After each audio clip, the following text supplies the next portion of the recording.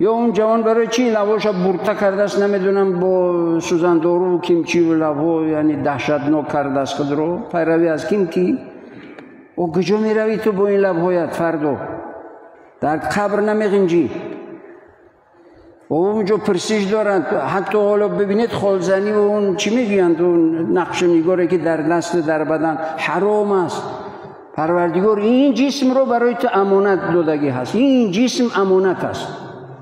حالا چی کسی را بزنید یا خود رو بزنید حرام است.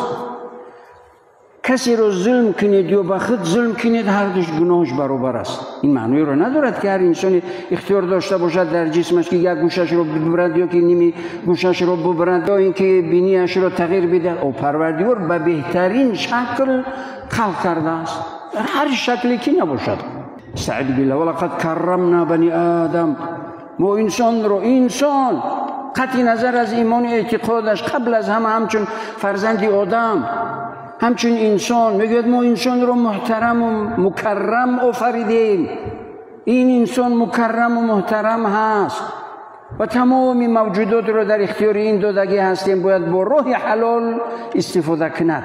این جسم امانت اون انسان هست و حق ندارد که چلیکش ببرد یا که پایش ببرد یا که دیگه بی ضرورت، اگر برای توبت حال دیگر گپ است، اون دیگر مسئله است. یا که لبش رو نمیدونم چی میگوین، مثل مرغاوی کیم چی خیلی، یعنی بعضی شکلشون بعضی دخترها رو میبینید از برای خدا دهشت است، میبینید میترسید.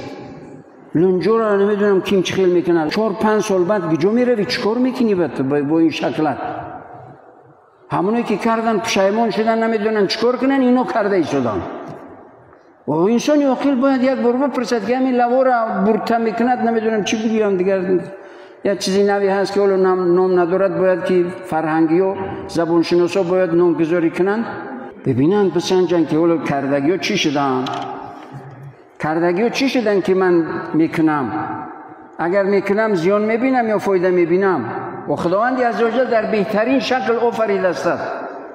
فی احسن تقویم میگوید پروردگار انسان رو در بهترین قالب آفریدمت. میگوید ای انسان خود زیباترین باشد، خود بدروترین باشد، بیزیبترین باشد، فرق نمیکند.